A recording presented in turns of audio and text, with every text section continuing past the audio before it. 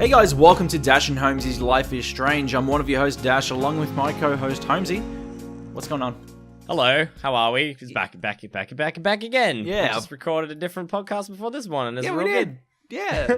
If you don't know, we actually just recorded Take Your Hearts episode 6 right before this, so we're doing a little bit of a time warp here. Woo! But this will On end topic as well. It's very topical considering what we're talking about. Exactly, yeah. That's right, yeah. This will end up on our SoundCloud feed before Take Your Hearts episode 6. So, because it's timely, because next week, Life is Strange 2, Season 2, actually comes out next Friday morning here, early Friday morning, 2 a.m. Friday morning here in Australia. So, Holmesy and I will be covering Life is Strange 2. As well as while we're doing Persona 5, basically because we want to cover such an amazing series like Life is Strange, and we thought, you know what, we'll just kind of do the same thing that we're doing with Persona 5 and do it with Life is Strange Season 2.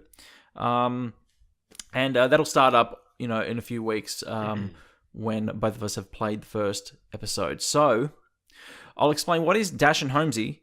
It's our tri-weekly book club inspired gaming podcast where the worlds of Holmesy and I collide. No, that's not the right intro at all.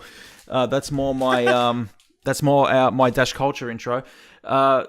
It's actually our book club inspired gaming podcast where Holmesy and I will dive deep into the hottest games out right now. Don't forget to follow us on SoundCloud, soundcloud.com/dashandholmesy. Also on iTunes where you can give us a cheeky 5-star rating. Also, you can catch us every 3 weeks on 8bit.net. 8bit.net with our hungry family. It's working out so well so far. Anyway, you can catch us every 3 weeks on 8bit.net with our hungry family. Holmesy, let's talk about Life is Strange Before the Storm. All right. Yeah. Wait, well, which one are we talking about first? Before the Storm. Oh, cool. All right. Shit. Let's talk about Life is Strange. Yes. No, Life is Strange Before the Storm. Yep. Yeah. Yes, I know. We've both got feelings on this one, yeah. Yeah, it's rough. Yeah, I was very bored. Yeah. It's okay. How far into it did you get? I finished the first app and I put it down. Yeah. I finished it. But it was hard. It was one of those games where I wanted to like it. Because I loved, Life is Strange the first season. And it was one of those games where I was really excited to actually get into like a backstory of Chloe, but I felt that there was just so many elements in this missing that it just didn't click. Yeah. And I wanted to look at what Rachel Amber's character was essentially what we got was something that Don't Nod wanted us to understand out of Rachel Amber's character, but it just something about this story. I'm guessing it may have been like the lack of the rewind out of this that kind of took it out of the world of Life is Strange. It just made it kind of like a novel, a book, Give me your feelings towards Before the Storm. I'm just going to preface this whole thing, by the way. You're more than welcome to spoil the ending of this content for me because I played the first episode. I started the second. Yeah. I still remember, and I'll give you my thoughts on it in a sec, but I remember I played the first episode on stream and then I stopped. And I played something else. And then I started to play the second episode on stream. And I got about 20, 30 minutes in. I just kind of said, this is too hard for me to play. This is so boring. Yeah. I would rather watch paint dry. And I just stopped playing the episode and then went and played something else because I just, it lacks something. I agree, the time thing was probably a big thing that Max could do in the first game that made it interesting. But it just, it seemed like some sort of teen romance novel thing that we were just watching through between Chloe and Rachel, and that was it. And it was just it was a very lackluster start to the game. And from what I understand from what you've said, also a very lackluster piece of content overall from the start to finish. So I'm very glad I put it down. Yeah. The things I think that appealed to me the most, and you're seeing it right now in the highlights right here, was this part of the game was shown in the trailer.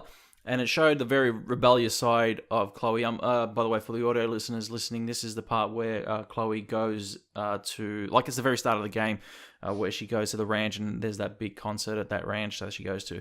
And, it kind of had that feeling, that rebellious feeling that you wanted to, live vicariously through Chloe in the first season and understand her character a lot more. I mean, even though you kind of did understand that she was a rebel and everything, but it was just a case where with Before the Storm, there was just something missing. Maybe it was the way it was written. It wasn't written by the same team that did the first season. This is by Deck 9 Games. So Deck 9 Games actually took development. Now, I'll give credit where credit is due, though. They did a better job on the models in the game in terms of actually developing the models, lip syncing and all that other stuff. Models look great. Scenery looked a lot better than the first season.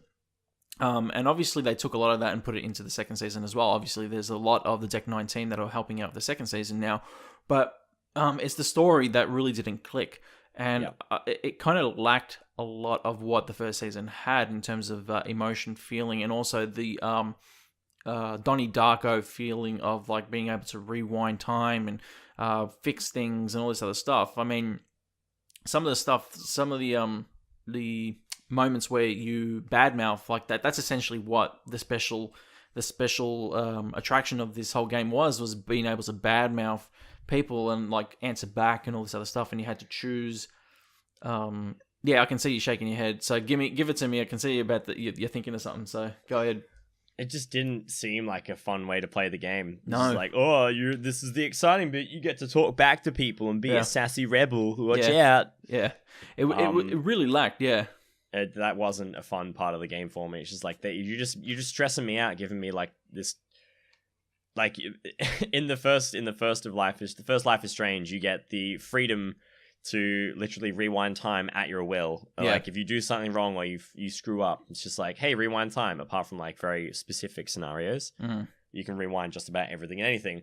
Whereas this one, it's just like, watch out, you better say the right thing or the wrong thing in the right time, or you gotta pay for it. Like pick your dialogue quickly, and like I just felt like I was constantly stressed out about saying the right thing or like picking the right option, and it just made me like constantly like, fuck, did I say the right thing? Have I done something wrong? Am I gonna ruin my playthrough of this now? Is it gonna make things harder for me in the future? Yeah. That particular feature made me feel very, not actually stressed. Like I didn't feel mentally unhealthy after playing the game, but it stressed me out playing the game. Yeah. You talk, and that's funny. You talk about the mental health aspect, and we're going to touch on that as we get into the first season. And it's funny because both games that we do the Dash and Holmesy podcast on right now, and they talk about mental health, which is weird. Yeah. But talking about Before the Storm, so in terms of the gameplay and everything, is obviously very similar to what we experienced in the first season. Just walking around, like the kind of the telltale aspect of everything. This, the Secret of Monkey Island kind of deal where you walk around, point and click adventure, trying to build story, build character, and also get to know these characters. It's something that, once again, and I think we've got to apologize to somebody for this because we both got a code from the same person for this game. Yeah. Tashi, who's probably going to be listening to this and her heart's breaking right now. I do have to apologize to Tashi because I really appreciate the code. I think she gave me the codes for like the start of like Life is Strange or Life is Strange in general. No, that was me as well. Oh no, you did. Oh, that's right. Sorry. That's right. Because you made me play it. Sorry. Yeah, she got me Life is Strange Before the Storm, and I as much as I wanted to play, I'm so sorry that I didn't. Yeah, same here. Look, I finished it. I can't say that I enjoy. Like, I even ended up buying the farewell episode at the end, but I can't say even then that experience made it worth it. And what was that like? What was the farewell thing? Episode? Was that? Well, actually, I have a different question first anyway, because I don't know whether it is a thing. After the first episode, it alludes to the fact that she has this, but what power does Rachel Amber have? Does she have a power? No power. So, what? Yeah, I know, For real? Who does anyone in the game have a power at all? No. Yes. I'm so much happier now that I didn't play the game, because when she's like in the park screaming at this tree and the wind and the flames come by, I'm like, has she got like some power to control nature or something like that? Or she's able to like, make things happen around her? Like, or she's able to like channel something to do with things around her? Like, I thought that was it, but she doesn't even have that. Are you serious? Yeah, so I honestly thought, like, this is weird. So I honestly thought that she had a power too, like when she, at the end of the first episode, so obviously, here we go. We're about to enter spoiler territory, everybody. So if you're listening, click off now if you want to play this game. This is a full-on spoiler podcast. This is a spoiler cast if you haven't played any of Life is Strange or Before the Storm, if you haven't noticed. So Dash and Holmesy spoil your game. That's it. Dash and Holmesy spoil your game. That's essentially what our podcast is. So basically, in terms of the end of the first episode, yeah, you get that moment where she screams in the forest, and you see kind of like the wind take form of a bird as it just goes through the trees, and everything kind of lights ablaze, right? No power. Next episode, it's like, okay, what's the power? Give me the power. Like, even then, sitting there and I was playing it, I was like, oh shit, there's a power. That's sick. I can't wait to play it in the next episode. That's going to be so great. No power. I was like, are you fucking kidding me? So what was the point of that ending? What was the point of any of that at all? Mm-hmm. So I was pretty devo. I mean, it's funny because a couple of NPCs is here in the chat, and I gave them shit for not finishing the game, because I think I gifted them the game as well. I gifted them this one before it came out, and I said to them, play it when it launches, you know. So they played it. They weren't fans either, and I gave them shit. And I was like, oh, you two, you suck. You should have played it. Da, da, da, da. Really, that's just me giving them shit because I just like to give the boys shit. But the fact is that it still didn't live up to what the first season was. And even that little tease of having that power at the end and not coming through with it, it's like, what was the fucking point of even doing that little scream at the end with the wind and all? Was it just to make it look like, oh, wow, or like a nice scene at the end? Like, it wasn't worth it. So it alluded to having something that you obviously never get. Like, I honestly thought that was a power that she had, that there was something she was gonna like there's so much of a focus on like her, like the direction of the wind and like what she's yelling at, like the fire and in the direction of this inferno she's creating, and all this wind is like blowing behind her as she yells. And it blows through her as she yells. It's just like she's able to control nature or some shit. She's able to like channel the wind. Nothing. No payoff. I'm even more happy with my choice to not finish it now, because I honestly thought this game was taking like the supernatural thing like even further, like that whole kind of vibe. So main story, 3 episodes long. Mm-hmm. So but to be honest, so I'll touch a little bit on it real quick because I want to get to the main campaign here of the first season. So second episode kind of touched a little bit on Rachel Amber's dad essentially having a relationship in the past before this one. They find out that, once again, spoilers, they find out that the lady that he kissed in the park was actually Rachel Amber's mum. And essentially they had a past where the mum was a drug addict, and the dad had to leave with the baby and remarry and all this other stuff. So essentially a Beverly Hills 90210 Dawson's Creek story. Uh-huh. So yeah, the person that they're spying on is, or they the see. mum. I got to that bit. I think I did that, and then I was just like, all right, this is boring. I'm done. Yeah. So that's actually Rachel Amber's real mum. Yeah, I called it though, because the look of the mother and Rachel Amber was way too similar, down to the tattoo on her arm and everything. I was like, this is too similar. She looks so similar to Rachel Amber that I'm calling her right now. That's her mum. And then when they get home the second episode it was, the ending of that episode, basically, the father reveals that, essentially that's the mother. That's her biological mum.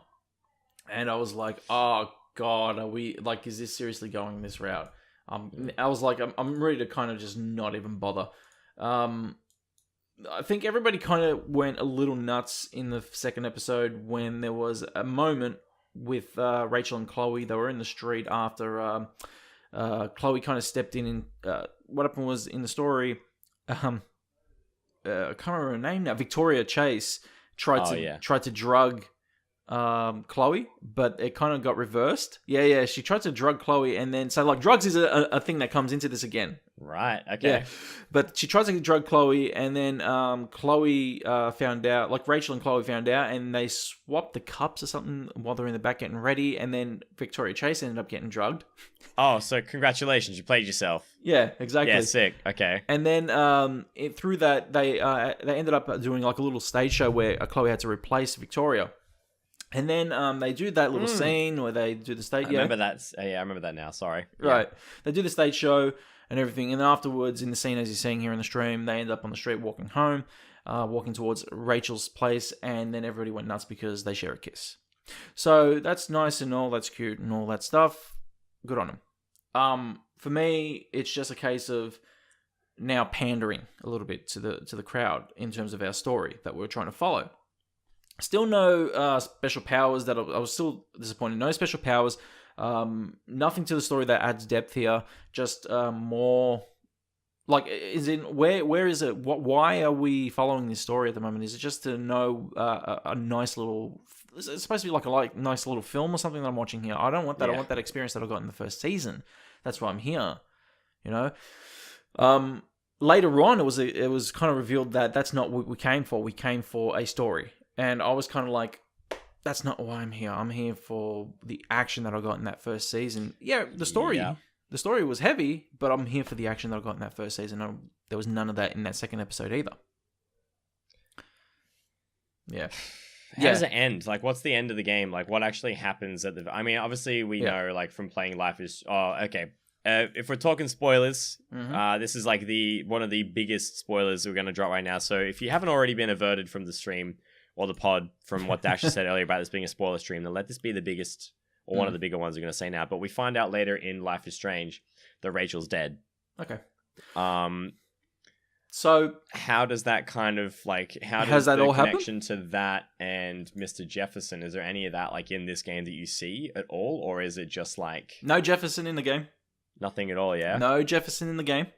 So the ending of it, essentially what happens is, in the third episode, I'll go from the beginning here. So, like how Chloe's hair is blue in the first season of Life is Strange, she finds like pirate hair makeup, so she puts a strand of blue in her hair anyway. So that happens. Later in the episode, they find out about the mum. She wants to meet up with the mum, and Chloe wants to meet up with the mum and, you know, get them all together and everything. And they talk about the story of her and her drugs and all this other stuff and yada, yada, yada. They get to this scene, which is in the stream right now, which is a ranch somewhere out in the middle of nowhere, which wasn't clearly explained, to be completely honest, where the main antagonist of the game, I can't remember his name now, to be honest, and not really that was important, to be honest, but his partner's with Frank. Essentially, Damon? Damon, that's it. They meet up, and he's got the mum, you know, with him in this little ranch. They have a fight. They have like a little tussle. It was later revealed that, like, when Chloe blacks out, she wakes up and sees the mum sitting at the table. Later revealed that Damon dies because Frank kills Damon. Oh, damn. Yeah. So this is a little bit, you know, okay, I guess, for a story-driven part, but at the end of it all, honestly, it was another case of nothing. Like, they end the story after he dies. Chloe talks with the mum. They have a conversation. They scream for like 5 minutes. Nothing happens there again. Okay. And yeah, she walks out and she's like, goodbye. And it's like, okay, bye. And I'm just sitting there like, okay, what the fuck happened now? Why? What was the point of any of this? They end the story with like little happy montage between Chloe and Rachel. Once again, no depth, no story, no nothing behind it. But there is a scene after all that finishes, where it's like all happy music. Chloe dyes her hair blue and shit. And they get to, the most important scene of it all, where the camera kind of, like, she's on the phone, Chloe's on the phone. The camera kind of, it blacks out. And the camera kind of pans out with Rachel's phone in the dark room on Jefferson's desk, just buzzing on the table. And you just hear camera snaps, camera snap, camera snap. That's so grim. Yeah. So that's pretty much where it gets to. So it's pretty much before that happens, and then... Yeah. Okay. Yeah, pretty much. So that was the end of Before the Storm. So pretty much, like, honestly, it wasn't that good. Like, I can see the guys in the chat, basically a couple of NPCs, the boys from a couple of NPCs, Benny from 8-Bit, booing the game, and you know what, they're right too. I gifted them this game, and they pretty much were pretty upset with the game, and I gave them a hard time about it, but the honestly, guys, truth is that it was not that good, especially in comparison to the first season of Life is Strange. It was terrible. Yep. Yeah. So yes, indeed. You made the good call. You made the right call. So I'll talk a little also a little bit now about the farewell episode, which was an extra episode. It was a bonus episode that you got with the deluxe edition. Mm-hmm. So the deluxe edition gave you... Is it like a downloadable funeral? You know what? It's close. It's really close. So, by the way, if you're looking at the stream right now, you basically see the ending of the third episode. So the farewell episode, basically, it is the day of the father's death. Oh. That's the episode that you're playing. You are playing. Well, it's only about a half an hour episode. It's not a full episode either. So I kind of felt a bit ripped by that. But it's about a half an hour to 45-minute episode, depending on how fast you played it. But yeah, it was the day of the father's death. So essentially, you're going through the steps of that day, just hanging out with Chloe. You play as Max. You play as young Max, and you play as young Chloe. And the good thing about it as well is they got the original voice actors back to play Chloe and Max in this episode. Yeah, cool. And it felt like a first season episode, to be honest, because it was also written, I think it was written by Don't Nod, not Deck 9. Yeah, cool. So it felt like a prelude to the first season of Life is Strange, which is cool. So I'd probably say the best episode was there, but it still wasn't, I wouldn't say it still wasn't necessary. It still wasn't, there wasn't any depth. There wasn't enough depth in it to, kind of have it. You know what I mean? It wasn't anything there to kind of say, okay, well, this is necessary to play. So it was there. It was what it was. So that's pretty much before the storm. Cool. I'm glad I didn't waste that 7 hours of my time. Poor Tashi. She's listening. She's going, "Oh no, I'm so sorry." Sorry, Tashi. It's. I mean, it's nothing personal against Tashi, obviously, because there was good intentions there, and I appreciate you buying the game for myself and for Dash as well. But it's like starting. If they had made this game into a movie and put it in the cinemas, like this is the kind of movie I would get up and leave partway through and be like, I'm happy that I'm not gonna waste more. My time is worth more than the money I spent on this movie right now. Like I'd much rather get up and walk out and do something else than play this game or watch this movie. So no, I agree. Life is Strange, like the Life is Strange is gratuitously better. Oh yeah. By like leaps and bounds. Let's start jumping into the first season of Life is Strange. So Life is Strange, episode 1, I don't know how to. Do you know how to say the title of the first episode, Holmesy? Chrysalis? What is it? Chrysalis? Wait, what? Chrysalis? Is that how you say it? That's I don't have the episode names listed. Chrysalis? Chrysalis? It's probably Chrysalis. Chrysalis. Chrysalis. I think it's Chrysalis, yeah. Yeah. So that's the first, season 1, episode 1. The brief summary of it from the Life is Strange Wikia gives us Max Caulfield, student at Blackwell Academy in Arcadia Bay, discovers she can rewind time. The episode revolves around her testing her power and reuniting with her old best friend Chloe Price. The pair set out to find out more about the disappearance of Rachel Amber, the harassment of Kate Marsh, and the drug schemes of Nathan Prescott. The friendship between Max and Chloe is put to the test as Max debates whether to reveal her rewind power. Can they save Arcadia Bay from the destruction at the hands of the oncoming tornado?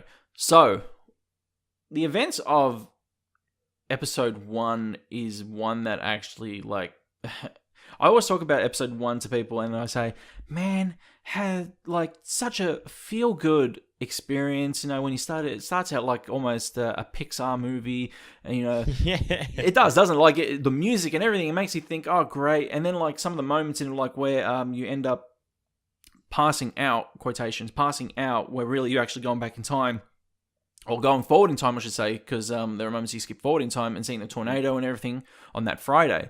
Yep. However, the events of that are led backwards once we go back, and so the first major event is obviously when you stumble into the bathroom and Chloe and Nathan, Max is there, she hides while she snaps a photo of the butterfly, and then Chloe and Nathan come in, scout the joint to see if there's anybody there, and obviously Chloe gets shot in the bathroom as the first major time, like the first major fixed moment in the game.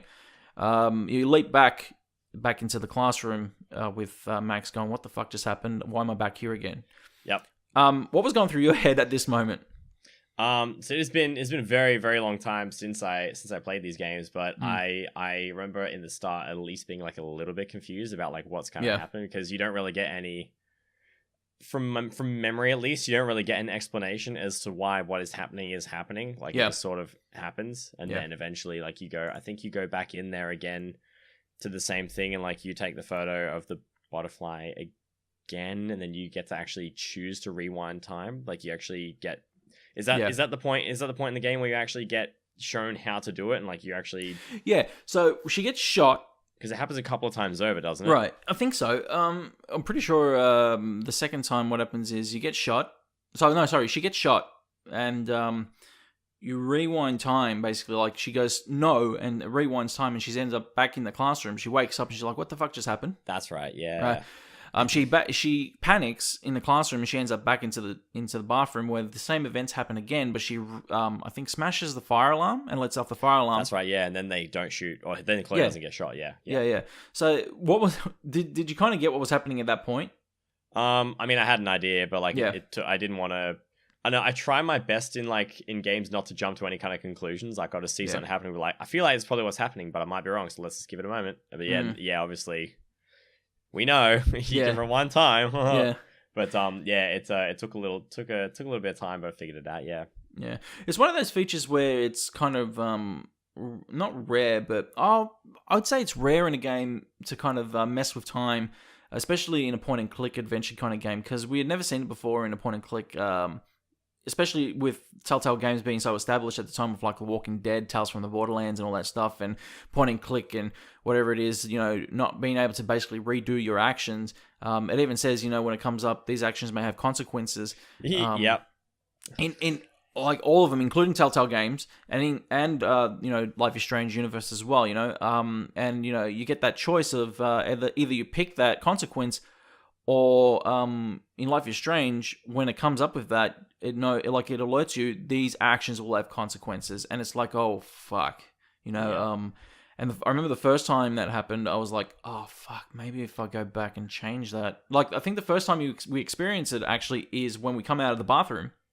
And we see the principal standing there where the fire alarm's going off. Yeah, and he asks about why you are where you are or something like that, and Correct, that influences you get a little butterfly in the top corner telling you like you've done something that's going to change future events. Whoop whoop whoop. Yeah. But you can't rewind behind that after you've made the decision. I'm pretty sure. Can't you? Yeah, I think it's when you talk to the principal, he basically turns around and goes, "So tell me about it and why were you in there?" And it's either you piss him off and he gets angry at you. Yeah, you don't tell him what it was, or you pretend you lie, and then he's just like, or you tell him the truth, and then he's like, I'm gonna remember this and investigate it further. Yeah, exactly. Nathan Prescott. Blah, blah, blah, blah. Yeah. I don't. Yeah, I remember seeing some of those. I know, there's obviously one incident where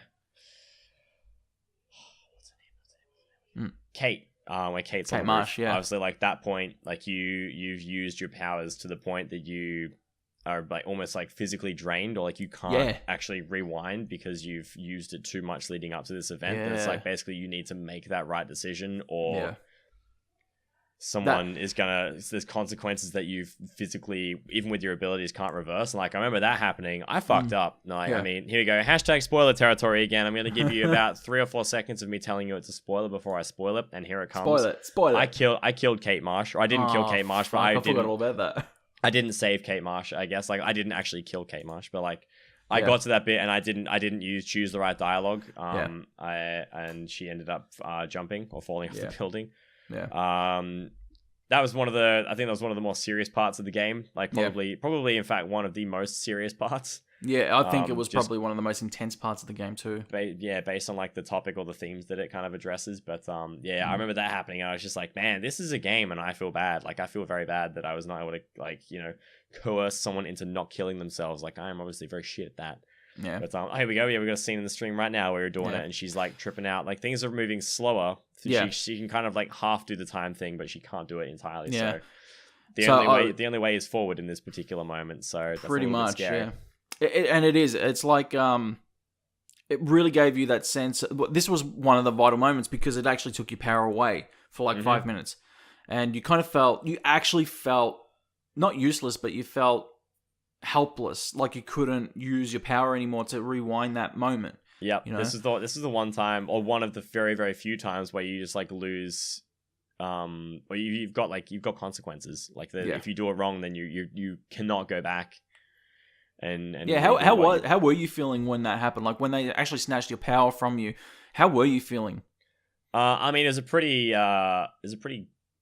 like heavy topic to address in a game, especially in like this is still the first. No, this is the second episode. This is the second episode, yeah. Second episode, like, but out of like, I think it's the second. Hold on, I'll tell you now. Yeah, second episode. Yeah, it's the second episode, but like out of 5 episodes, like I guess within the first, like the second fifth of the game, like that early, it's a very serious topic to address. But it was yeah, I mean when it happened, like I wasn't like emotional or anything like that, but I was just like, man, that's pretty heavy. Like I've lost a character already. And like you think about like how it's going to affect your characters in the future as well. It's quite a lot to have happen. But I think that they, again, like comparing this to like Before the Storm, again, like I didn't obviously like Rachel Amber in Life is Strange. Like you hear so many great things about her and you're intrigued about her character. I don't think that it didn't intrigue me enough to care about what she was like beforehand, because I didn't care about it Before the Storm. But I feel like the way that they wrote Life is Strange made me care about so many more characters more quickly than I did playing Life is Strange Before the Storm. Right. And like when Kate Marsh died, it's just like, man, I've already interacted with this girl a bunch of times before this is going to happen. Yeah. You've almost developed a connection with the character already, and then just to like watch them take their own life, it's like, fuck, okay. Yeah. There's a lot that can happen in this game. So yeah, they wrote that part really, really well. Yeah. Episode 2. Yeah. See, the thing is, after experiencing episode 1, you feel. Do you remember how you felt after finishing the first episode? Keen to play more. Definitely. I can't remember how many streams I did this game in, like whether it was 1 stream per game, but I think it was 2. one stream per episode. But I think I might have done 3 or. There's 5 episodes. I think I might have done. I don't think you finished it all in one go. I think you did it in 2 streams. No, I definitely did. I think I did 3 because I'm pretty sure I did I think there was at least, I would have done 3. Yeah, I'm pretty sure, because I did 2 episodes in a single stream. I don't know what order, but there was 3 different streams, 2 of them with 2 episodes, and then 1 of them with a single episode because they did a short one. Right. So it was 3 streams to finish the whole thing. But yeah, I remember finishing like number 1, and I was keen to play more. Oh, very good. Definitely. Well, that's good to hear. Oh. So, the summary of the second episode was Max Caulfield tries to convince Chloe Price that she can run in time, but starts to suspect that her power may not last forever. Meanwhile, Kate Marsh tries to deal with the public shame over a viral video that was leaked and shared around the students of Blackwell. This is something... This is a topic here that really probably would... it resonates with a lot of nerd culture. You know, being...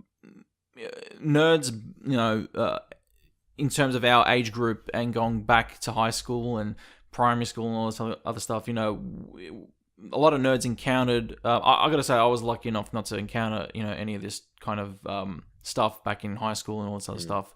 But you know, a lot of nerd culture wasn't accepted as much as it is now these days. Back in high school and primary school and all that stuff, you know, it was you know, you were teased a lot, you were bagged a lot and everything, you know. Yeah. With Kate Marsh's deal, essentially, it was because she's a religious kind of person, and she gets, I don't know what the perfect term of the word, like what word I'm looking for here, but because she is a religious kind of person, she gets bagged for that in you know, high school. Yeah, probably is discriminated against her. Yeah, yeah, very very much. Discrimination is a big plot point, you know, and the thing is. So people kind of find a weak point to actually tease her to the point of suicide. And this is like it was one of the most, I remember watching this, I remember playing it personally and thinking about it. And I got lucky. I ended up saving Kate. Yeah. So this is kind of where our stories kind of go this way now. Yep. So I ended up saving Kate. That was one of my major decisions as well. I remember also during the episode where we kind of had to, where we kind of confront David, who was like really hassling Kate Marsh at the time, and you know, we find different things like he was doing. He kind of intimidated her a little bit. I kind of told him to back off. Yeah, I stuck up for her as well in that moment. Like I said, like, you know, chill out. Or like there's that bit I think that she's like in the car park or like a driveway or something. Yeah, that's correct. And he's taking photos from like behind a wall or around a corner or something, and then like you approach him and say like, hey, stop it. Like why are you harassing this girl? Did you pick up the phone in the diner? I do not recall. That is a specific thing I don't remember. I think it's been over a year since I played this game now. Okay. So yeah, there's quite a lot that I don't recall. That's okay. Yeah, I don't think I did either. But like, I can't remember either, to be honest. But I don't think I did. Which made the situation kind of worse that I didn't pick up when we ended up on the roof because she said, "Oh, if you'd have cared." Oh, like answering the phone. Yeah, no. I don't. I'm trying to remember now. Actually, if I do, I now remember what you're talking about. You're talking about like answering the phone when Kate calls. When Kate calls. I think I.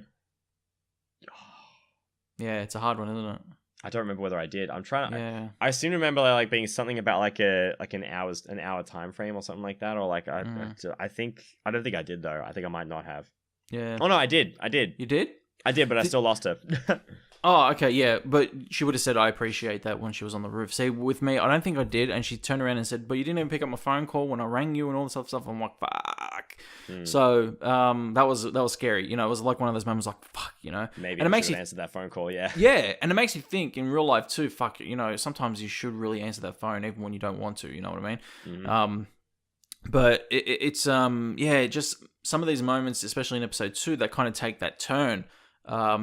That makes episode 1 seem like a completely different, I don't want to say timeline or storyline, but it went from like a nice little happy story to like this dark and grim story that just hits you all of a sudden. The tone shifts entirely within the space of like, well, how long is each episode? Like 2 hours? 2 hours. Or so? Yeah. Like 2 hours of gameplay and then like another hour and a half. And then it's just like, hey, you just had someone maybe try and commit suicide. Like, what are you going to do about it? Yeah. Just bam. It just hits you. It's but I feel like they wrote it in, not like a subtle way, but like it wasn't just suddenly like, hey, I'm going to kill myself. Like there was a lead up to it, or like there was a bit of a alluding to her not being super happy. Obviously, like, you know, shaming someone. Actually, thinking about it too, considering we just recorded the episode of Take Your Hearts. Dash Holmesy Take Your Hearts. It's a very similar kind of thing, except this one's about a video of Kate Marsh, quote unquote, allegedly. Obviously she didn't, but like Kate Marsh like hooking up with someone or sleeping with somebody. I like the video. The videos about that. And you're obviously trying to disprove all that kind of stuff, or that it's not like something that she's actually done. But like in the same thing that's happening in my part of Persona 5, I'm now trying to make sure that people don't leak photos of the students in the game surrounded by drugs and alcohol. It's like a very similar thing, except we're being blackmailed now, and instead of being bullied, we're being blackmailed, but for the same kind of content. It's kind of exactly how those two sort of tie in. Not the same type of game at all, but it's just kind of crazy how they're they have the same kind of content around them. Yeah, exactly. And that's the thing. Like, it was funny. I think we talked about this. I'm not sure if we talked about this before the podcast or even after the podcast. Oh, sorry, the podcast started. But it's like those connotations that are very similar between the two games. They kind of bridge that what we're doing right now, both like this and Take Your Hearts. We got those connotations of like serious mental health that stems from both games. In terms of, and it's funny because they both come from like the same age gap as well, like a high school. That really kind of shows how high school can really affect whether your mental well-being will be fine from that point forward in your life. You know what I mean? It's one of those things where I think if, you know, it wasn't taken so much for granted, and people really understood, there's a lesson to learn here, basically, you know, throughout this game, or both games, or whatever, you know, even just primarily playing Life is Strange as well, which is great in itself. It's just, you know, make sure that you don't take anything for granted. There's serious issues, and whether it's a story or not, and whether you're experiencing or liking it or understanding it or connecting with it, you got to understand that these stories can like have some serious consequences, even just playing them. You know, and I remember we talked about this after you finished the first season. I said, you know, this is like one of those games that take deep risks, being out in the wild, and it touches though. Like I remember giving you this game back in, I think it was 2015. I said, Holmesy, play this game, and you were it was like just about when it came out, like around about like just after the last episode came out, I think, roughly. Yeah, and I gave it to you because I think I got it in a Humble Bundle and I already owned it, and I was like, here you go, Holmesy, take it, play it, and you were like, oh, I'll give it some time before I play. I'm like, okay, that's fine. I gave it quite a lot of time. You gave Unfortunately, 2 years time, 2 years of fucking time before you yeah. actually picked it up. However, you did play it, which was great, and getting to see you play all the episodes as well. I got to say that episode 2 was one of those episodes. Before we hit, where we'll talk about later, but episode 2 was one of those episodes where I was looking forward to seeing your reaction to, especially the part, the unfortunate part that happened at the end of it, where Kate does fall off the roof. And seeing your reaction there, really kind of, it was one of those moments where I was kind of like sitting there like, okay, here it comes, and then bang, it hits, and your face, I remember just your jaw dropping almost out of frame on your stream. Yeah. Because it dropped so low, and I was thinking, okay, it just hit him. Because I remember you going through the first episode saying, yeah, man, I'm keen for the second episode. And because I know how you are, and I remember you playing Persona 5 saying, man, this first palace is so fucking hard, and I'm like, get through it. And it was the same kind of instance with Life is Strange, where I know you were okay with playing it, but I knew that if the second episode wasn't going to hit you, then you would have probably stopped, just like Before the Storm. Yeah. Am I right in saying that, though? Yeah. I mean, I did enjoy the first episode. Like, I liked how they set the whole thing up. I think, I think if the second episode didn't hit me, then, or I didn't have the same impact, I think I would have still kept playing, but I wouldn't have been as motivated. But like, I think, I'm pretty sure like I got through that bit and I was just like, oh, yeah, okay, fuck. Like there was a lot there. Like that hit me pretty hard. The end of the game entirely like hit me even harder, obviously, because like there's a lot that leads up to that point. But that was a pretty big big shock.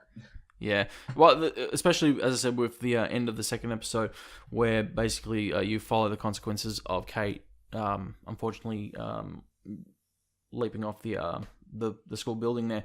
So, fortunately, as I said, I was lucky enough for that to kind of not happen to me. I was lucky enough to save her. So, as I said, this is where our stories kind of go like this a little bit. Because I have Kate still in my third episode. You didn't. No, I did not at all. No. So let's actually jump into the third episode. I'll give you the summary that the wiki gives us. Once again, Chaos Theory, it's called. The second episode, was called Out of Time. Mm-hmm. Kind of a reference to Back to the Future's Out of Time on the back of the DeLorean. So episode 3, though, is called Chaos Theory. Max Caulfield and her partner in crime, Chloe Price, start an investigation into the mystery surrounding Blackwell students Kate Marsh and Rachel Amber. As they make headway, Chloe discovers that not even the close to her have secrets. Okay, a new rewind power presents itself to Max, and its use has devastating consequences. A new rewind power. Am I missing something here? A new rewind power presents itself to Max. Do you remember a new rewind power in the third episode? I don't remember like a new one. No, I mean like unless I think like in the first one you can only you can do like you can do. It's the same kind of rewind. I don't know whether they're talking about a synopsis up until that point, because like after episode 2, that's when you discover like you can. Episode 1, you just slowly discover like, hey, I can travel through time. And then episode 2, you discover that you can do like you can actually control how far you rewind. I know what it is. I remember now. The pictures.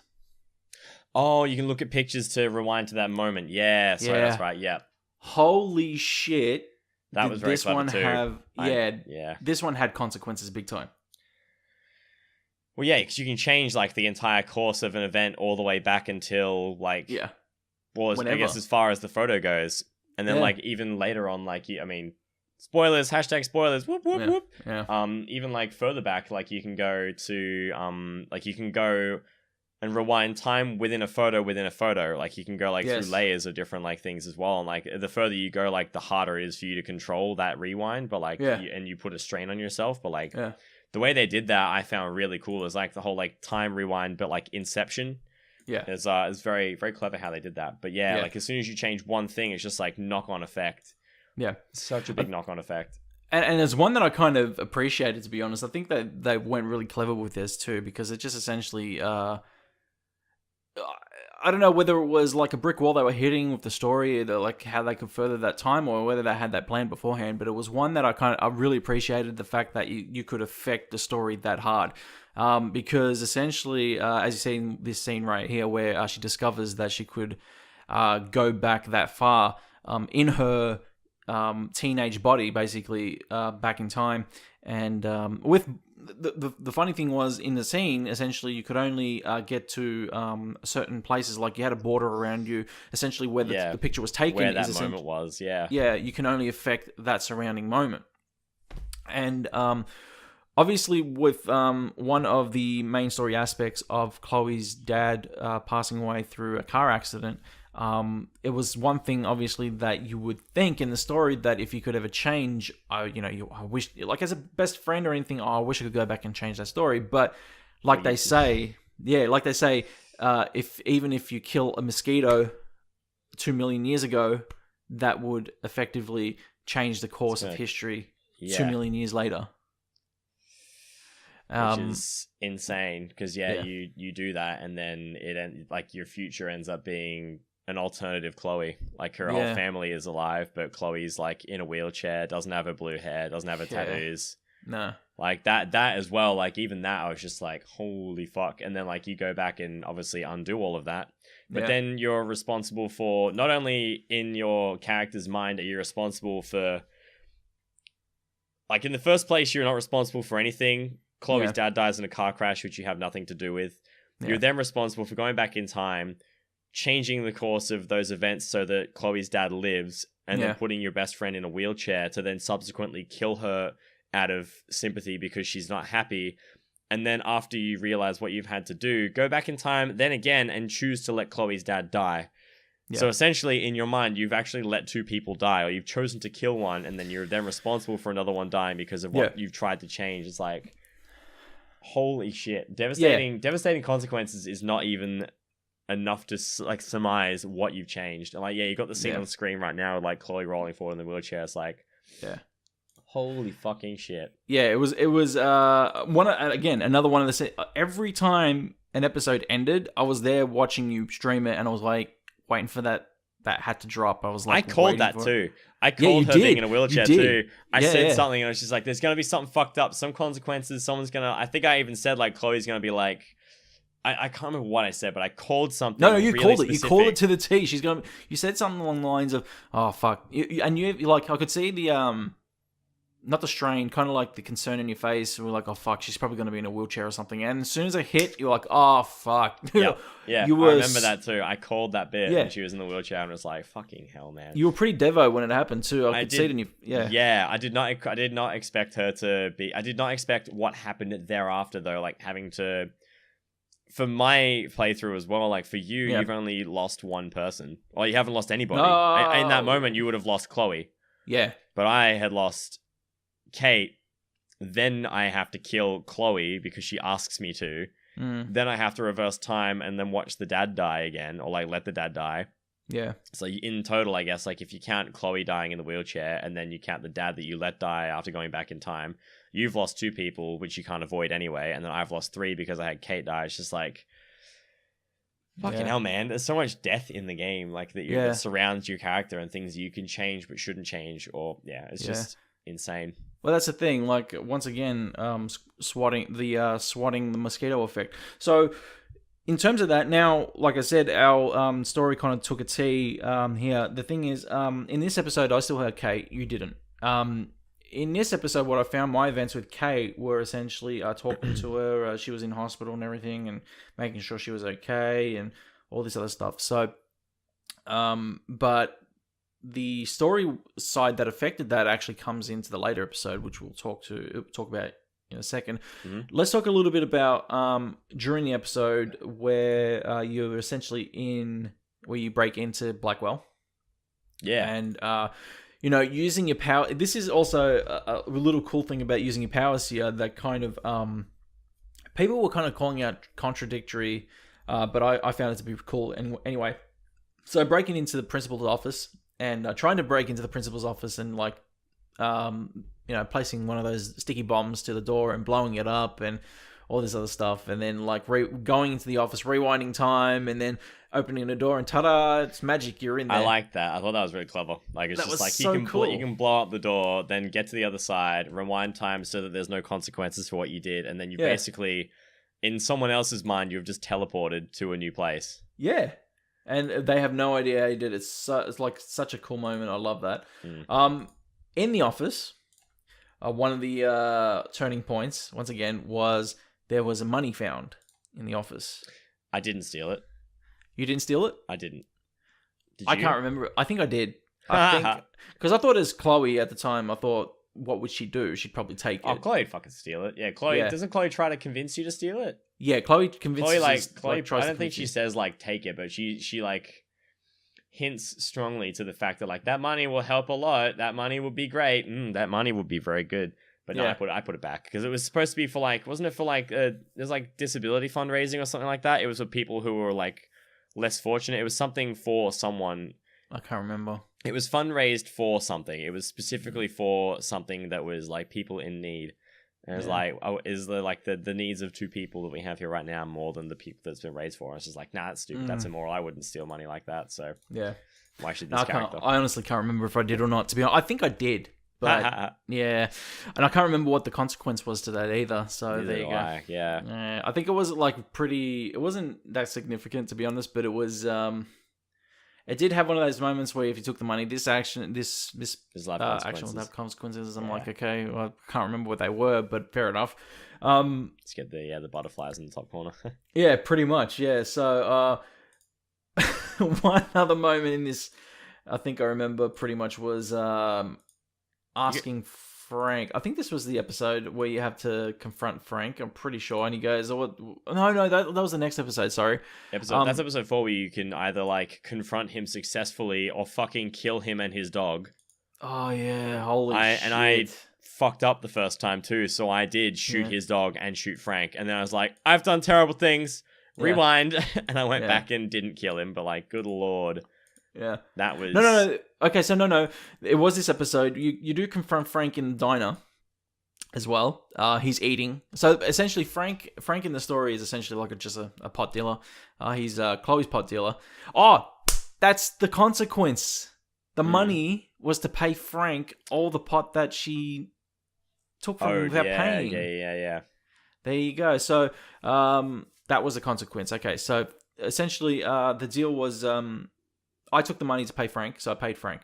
I can't remember I can't remember the consequences just yet. I'm pretty sure we'll remember as we go forward here. But yeah, I paid Frank. But we met in the diner, and he was sitting there eating his beans.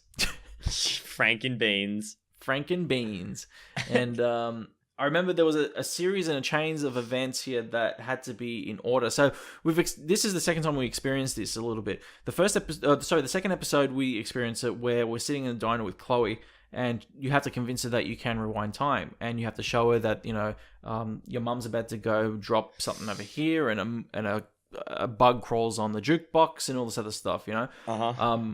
I like that too, because that's I like that particular scene because that is, if I had that power, that is exactly what I would do. I'd be like, "What's this?" And then I just go forward in time, watch it happen, and then just come back and be like, "This is going to happen." I would do that to a T. That's the kind of shit I'd do. It fucks somebody, like it fucks with somebody's head, that's for sure. But it's just one of those cases where, in terms of gameplay, great gameplay, because you're essentially, it's a puzzle. It's a puzzle moment. You know what I mean? Yeah, because you got to keep rewinding and fast forwarding to finally get like the full. I think I had to do it like 3 times before I got the full sequence. Yeah, it's a great puzzle moment within the game, and you can say, a lot of people say, "Oh, you just walk around the game." No, there's depth. There's gameplay depth, and there's moments like that. If you don't do it right, you fuck it up, and you have to go back again and do it again. It's great gameplay. Great mechanics, and it's showing off how well the rewind feature in the game really is. And it is something that, like, once again, we go back to Before the Storm. With it missing in Before the Storm, there's essentially nothing, and that's a shame. Once again, it's a shame, but it is one of it is the core mechanic in the game that's essentially surrounding the story and the gameplay. And it just brings out great depth. Like, just one little mechanic that you hold down the L2 trigger in this game to rewind a couple seconds, to make the story different, to go on alternative paths. One little feature in the game that affects your whole experience, and it's so great. So that's great. Let's actually jump into episode 4 now. Episode 4 was titled Dark Room. So this is where the story now just goes even darker. Like, yeah, play on the words there. Yeah, well, essentially, yeah. Let's start from the start here a little bit.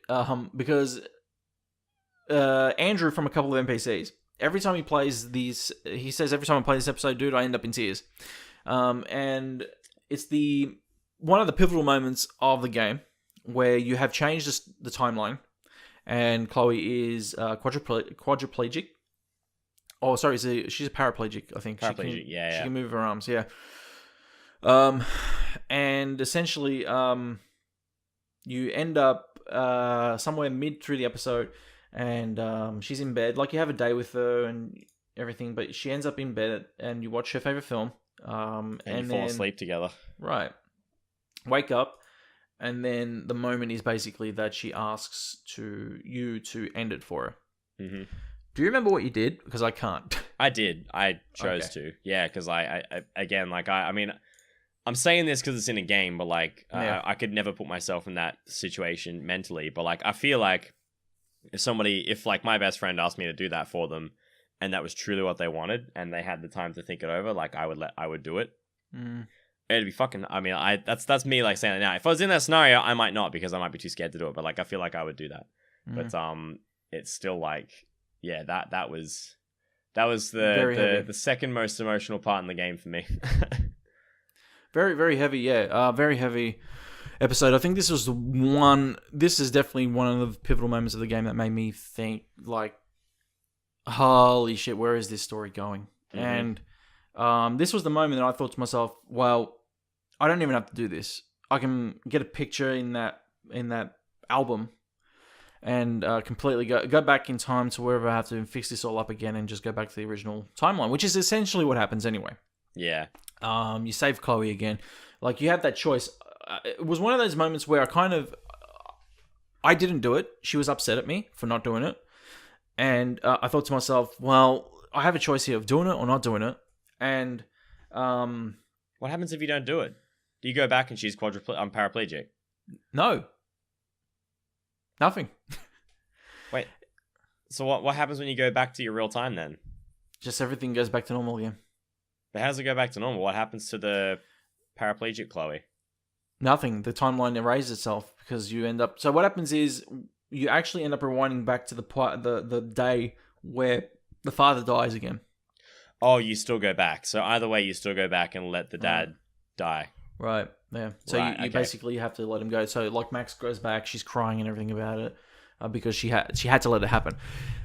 Cool little Easter egg from Before the Storm. Is this about the fireplace? Yes. The marking on the fireplace? Yeah, it was in the game. It was in Before the Storm. It was really cool. So what happens is in Before the Storm, when you go to the fireplace, it's there for like a split of a second. You have to notice it, but once you see it, it kind of fades. Kind of like a Back to the Future kind of deal with the newspapers. It just fades away. So you know that Future Max was there to kind of fix up the storyline. You know what I mean? Yeah. So it was actually like a really, really cool Easter. I actually took a snap of it and I tweeted it. Like, as soon as I was like, "Fucking look at this bang!" And I was like, "Yeah, tweet," because I thought it was so cool. Because it's clever how they did that. I do like that. Yeah. But it was I can't remember whether like choosing that. No, I don't think it even came up at the top with these actions will have consequences. That's the thing. So, like, even doing something like that, essentially the story was going to be the same regardless of like you fix it up and you go back and she hugs her and goes, "Oh, you're all right," and she's like, "Of course I'm all right," So the story goes back to normal. The storyline goes back to normal. That whole episode 3 is almost like not episode 3. That whole start of episode 4 is like.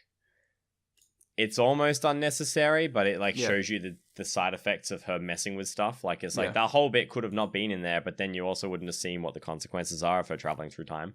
Well, the thing is, if you don't see it, the reason that they show it is because it's not going to be the only time that it happens. And you'll need that power, especially episode 5.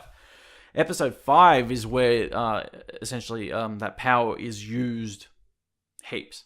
To change a whole bunch of stuff, right? But you find out like that if you do it and this and that, we'll jump into it a little bit. But with episode 4, my feeling with episode 4 essentially was this is an episode that kind of just bridged the gap between 3 to 5. There wasn't really much of a pivotal moment in this episode that made me think, okay, well, except for the end. where we're still doing the investigative story where Max and Chloe are trying to find out everything. They end up in like barns and stuff, and they ask Frank for help, and Frank says "fuck off." Yep, standard Frank. Yeah, this was the one. This was the one that you kept fuck rewind because you kept killing Frank and his dog. Oh, was that episode 5? Was it? No, this is episode 4. Oh, episode 4 still. Yeah, cool. No, that's right. Yes, yeah, because I kept I think I did it like 2 times over before I was like, oh boy, okay, I need to get this dialogue right because I just kept pissing him off. Yeah. So episode 4, you kept killing his dog and Frank. Did you end up getting it right, or did you end up leaving? I did, because I didn't want to kill Frank. I like Frank too much. He was almost like it's like a drug dealer version of Sojiro. Yeah. He's like he cared about Chloe, but never let it show, kind of thing. Like I just feel like there was always that underlying, like, you fucking owe me money and you keep taking my pot and shit and you cause me a lot of grief. Yeah, but I like you. That's right. Yeah, and that's essentially what he is. I didn't want to have him killed. I like this character and the dog, so I wanted to keep them alive. Yeah, and no, you're right, and that's essentially what Frank is to Chloe. He is a guidance, even though that like Chloe doesn't have any real clear guidance, and I think that Frank kind of knows that. He knows that like without her father around, like he does the wrong thing by obviously selling her pot and stuff. Yeah, but at the end of it, he's like, well, I'll still look out for you, kid, because you're alright. And that you can even see that in Before the Storm in the first episode where they're in the barn and he kind of blocks the thugs from actually attacking Chloe. And even in some of the instances where you didn't get to see, but in some of the episode 2 and 3 of Before the Storm, he actually kind of protects Chloe's like, get the fuck away from him and all this other stuff, run and all this other stuff. Like he tells her, I'm protecting you here, Mm-hmm. I think the problem though with Before the Storm 2, the main series, is that I think he shows a little bit too much of not affection, too much, like he cares too much in Before the Storm than what he does in Life is Strange, the main season. I think he cares less in the main season than what he does in Before the Storm, and I think that's one of the discrepancies in Before the Storm compared to the first season. Do you think maybe he cares less though because Rachel's gone?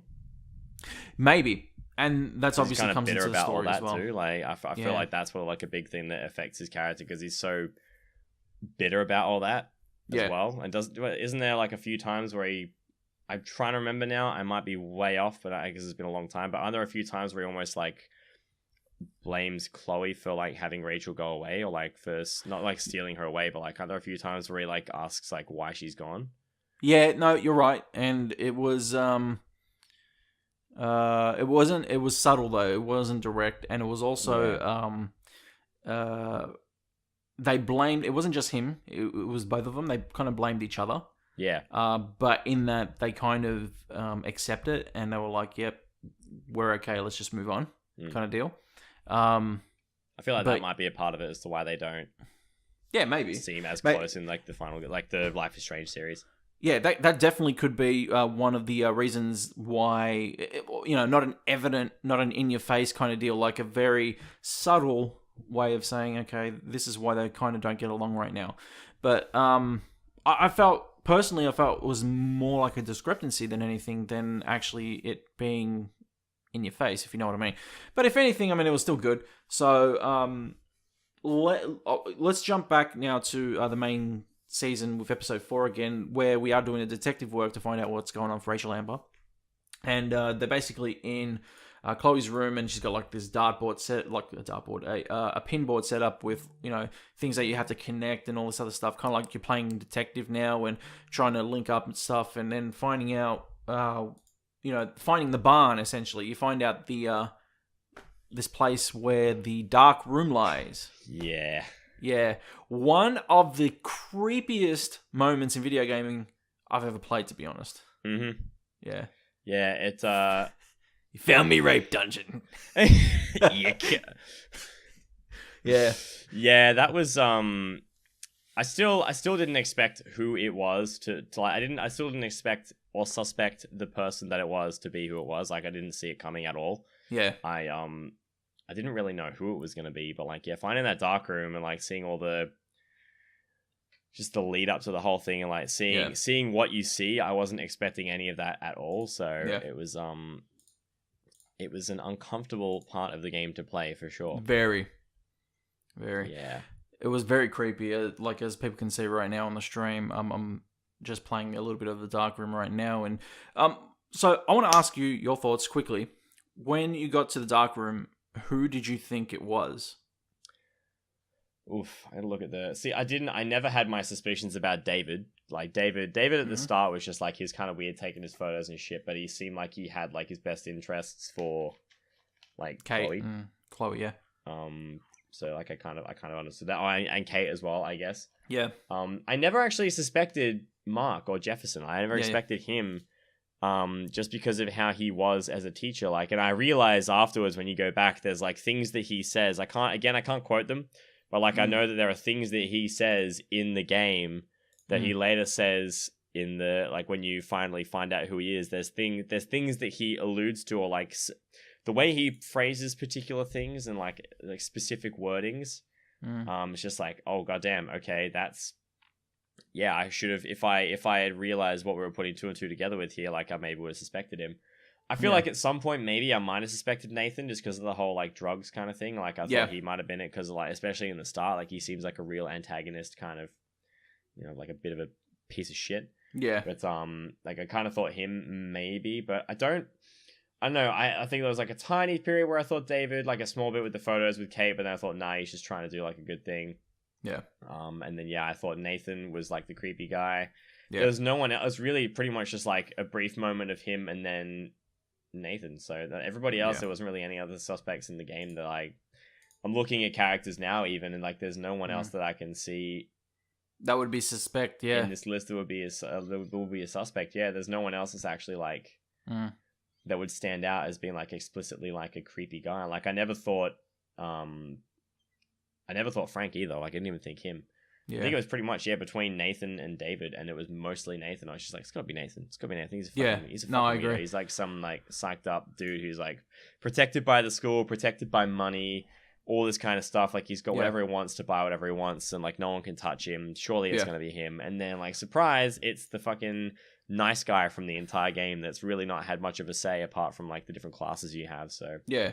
Well, it's funny because if we go back a little bit in the same episode, we do end up in Nathan's room, where he has I think a running projector going in his room while he's not there, and it just shows like if we go even back to episode 3 with the scribbles on the computer, and it all says Rachel in the dark room, Rachel in the dark room, Rachel in the dark room. I don't know whether that's like Nathan, or whether it was Prescott having like a cry for help there, or like he was trying to send a message to somebody, or anything like that. And the funny thing about it was that it was all on this principal's computer, and even like when it was there, I think Chloe said along the lines of, what is all this scribble, like it can't make sense. And then like Max goes, no, that's not scribble, that's not nonsense, look at it, it says Rachel in the dark room, Rachel in the dark room, Rachel in the dark room. And it's just the psyche that's happening. Obviously Nathan, you know, it was obvious that the kid was on drugs, and was not all there. And whether it was a cry for help or something, you know, we'll never know that. Because spoilers, like later in episode 5, we find out that he was murdered as well. Yeah, it's just like shit's fucked up, yo. It's like, yeah, a little bit of liquid courage there. Yeah. But it was one of those things, yeah. So like Nathan's room, you walk into Nathan's room and it's dark as fuck, and essentially all we see is projector going with the same deal, scribble on the projector, and like pictures, weird pictures and stuff. It was essentially what we were trying to find out what he was hiding as well, if he was a part of the deal, if he was part of the disappearance of Rachel Amber as well. And as you can see, it's showing up now. He's just like got like a really dark room, and you kind of think the same psyche when you enter the dark room later on, that holy shit, it's Prescott. You know what I mean? Because you get the same vibe as his room, as the same vibe as this place, and you got to think that this kid's rich, he's got money. You know, it'd be perfect place for somebody who has money to kind of put, you know, a dungeon to take these innocent girls and like do what they do with them. And it's just really scary to find out later on that it's an exploitation from one of their own teachers to actually exploit the money out of the Prescott family through this kid. Yeah. To do that, you know what I mean? It's there's a lot of layers to who it actually is in the end. It's it's a pretty thinking about how everything goes and like what people do in this game. It's a pretty grim and like messed up story in a way. Like obviously you find out who it is and they get justice in the end, but like a lot of people have to suffer for it, and it's pretty like it's pretty shit. Yeah, very shit. Yeah. I think the thing that made me, now I think about it, the thing that made me not think it was Mr. Jefferson as well is the moment that Victoria was trying to seduce him, like to try and get better grades or whatever. And like he, without knowing, this is the thing that made me think, nah, it's not him. Because like the moment, I never thought it was really him anyway, but the thing that really deterred me from thinking it was Jefferson was, Victoria's trying to like grab his dick because she's trying to get better grades and like get like the, there's like a competition that they're doing to be like a photographer to go overseas or like an interstate trip to do like a photography and like an art kind of like they show their work at an exhibition, like get that kind of stuff like selected. And Victoria's like subtly, quote unquote, throwing herself at Mark to get better grades and be like, I'll let you have me if I can have the grades kind of thing. And he's like, even without knowing Max is there, like watching and listening, he still says no. And I was like, okay. Yeah. He's respectful enough that he would say no to sleeping with a student to get to like give them grades and get like, get something out of them.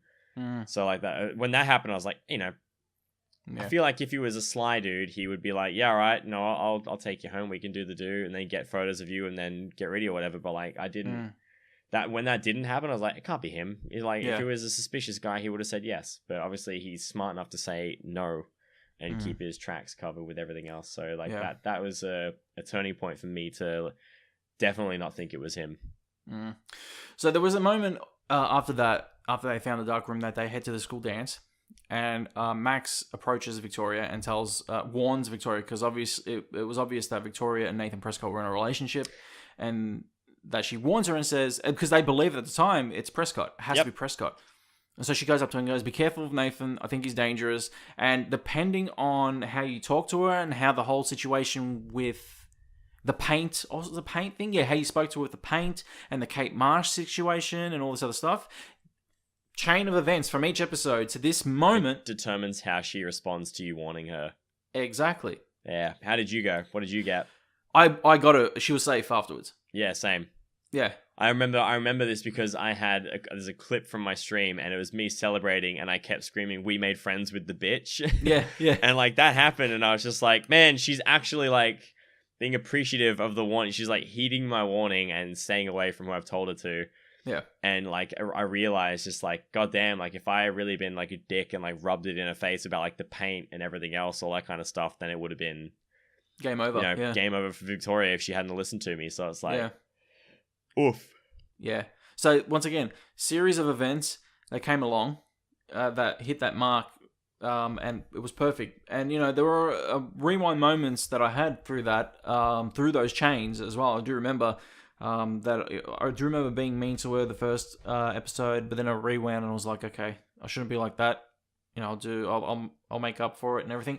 Luckily, I did, because in the end, it helped her out. So I was able to save her there, which was really good. And then right after that, it was funny because Mark Jefferson walks up to us while we're at the dance, and he goes, blah, blah, blah. And he says something, I hope you stick around for us to announce the winner and all this other jazz and all that stuff. Mm-hmm. And he's up on stage as we were leaving. And this was the shocker when we found out that it was essentially Mark Jefferson who, like, before we do that too, we did end up finding Rachel Amber's body. It was in the junkyard. Dug up in the junk. It was dug in the junk, like buried in the junkyard. Like that's fucked that you could find. Like I could never imagine somebody in like real life finding your friend like dismembered and packed up in a plastic bag and buried underground. Like that's so fucked. Yeah. So it was pretty much episode 4 was the pivotal moment of the whole series, where we end up finding out that it was Jefferson who was essentially killing high school students after taking perverse photos of them. Mm-hmm. and burying them, in different places essentially. And we found where he buried Rachel Amber and everything was just the junkyard once again. Do you ever find out where he takes Nathan? No. Mm. Yeah. And of course that's a moment happens in episode 5 as well, which happens essentially right after this. This is and again, another dropping of the jaw moment that I saw you streaming. Every episode I just saw your fucking face just drop because it was just those moments that happened where you kind of, and this was one of those moments too where, man, when it happened, where he comes up and Chloe turns around and goes, "What the fuck?" and then bang, she gets shot right square in the fucking head right there, and I just was on my remote, just rewind, and it's like, no rewind for you, you felt helpless in this moment, like, fuck, Yeah, I forgot about this, where he, like, drugs you both. Yeah, he drugs Max, and then just plain as day, just shoots Chloe straight in the head.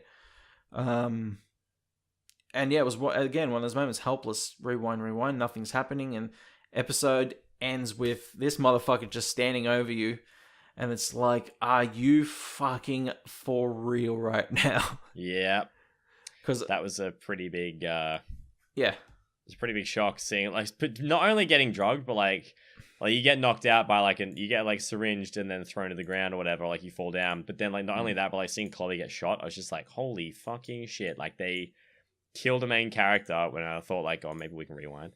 But they killed the main character, and you get like knocked out, and then you see like him being the guy. It's just like, what the actual fuck, man? How did this all? Yeah, it caught me very much off guard. I was not expecting it to be him at all. Yeah, but yeah, and I was the same. Like I remember playing this, as I said, back 2-3 years ago now in the summer, and just sitting there. I was lying on my bed, and I played right through, dude. I remember picking it up, and I picked up like first episode early on, but then I left it forever, and then I played one all the way through because I was lucky because the 5th episode was coming out. Like I picked up the whole season, the episode was coming out the next day, so I played the first 3 episodes and I played the last 2. Yeah, and dude, like I remember this moment in it, and I was just like, holy fuck, I cannot believe what's just happened right now. Yeah. I'm pretty sure that happening is what pushed me on to finish the game on that stream as well. Like I don't. Yeah. It's not a super long episode from memory anyway. But like I finished that and I was just like, okay, let's go. I think the longest episode was actually 3. With the second longest being the final. So it's great, and that's the thing about episodic games as well. The great thing about episodic games is that you do them in short spurts, and sometimes they can either get you, or you can just let them drop off, kind of like what you did with Before the Storm. Before the Storm, yeah. Let's jump into the final episode of Life is Strange, Season 1. Polarized. This is the... this is going to be the weirdest episode of them all, first of all. But it's definitely one of the most hard-hitting ones, and I think you know why I say that. Yeah. Let's talk a little bit before we do jump to the end. Let's talk a bit about like right at the start. Let's just go from the start to the end in this one. So from the start, essentially, you are still drugged. You are trapped in the dark room, and actually, before we do, I should read out the summary of the synopsis of this one, actually. So, polarized, Max Caulfield learns that time is impossible to control and that her power carries many consequences as she moves towards the most agonizing decision of her life. Arcadia Bay, meanwhile, is preparing to weather a huge storm as Life is Strange comes to a gripping and gut-wrenching conclusion. So that's the synopsis from the Wikia.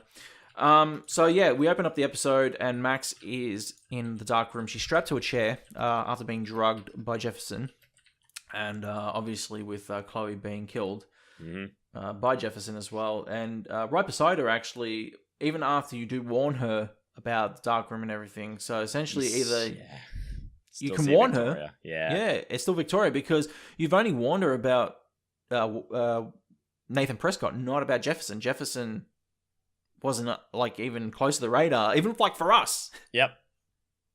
And essentially she's there. It's like, fuck. Even after all that, it was useless. Yeah. I was surprised to see her too. Although I say I'm surprised to see her. I was surprised to see her, but I was just like, I was just as surprised to see her lying on the floor as I was that it was Jefferson. Yeah. Yeah, the last 2 episodes, fucking, like, goddamn. Oof. Yeah. I was not ready. Yeah, exactly. And it's at this point where the power that you gain in episode 3 comes into play big time throughout this, because obviously, as you've been passed out and we're all basically half conscious, being drugged up and everything, he's been snapping photos of you and been leaving them all over the place in front of you and everything. So that all comes into play to see what has been happening, because Max essentially leaps through time again using those photos that he's been leaving around to see what's going on.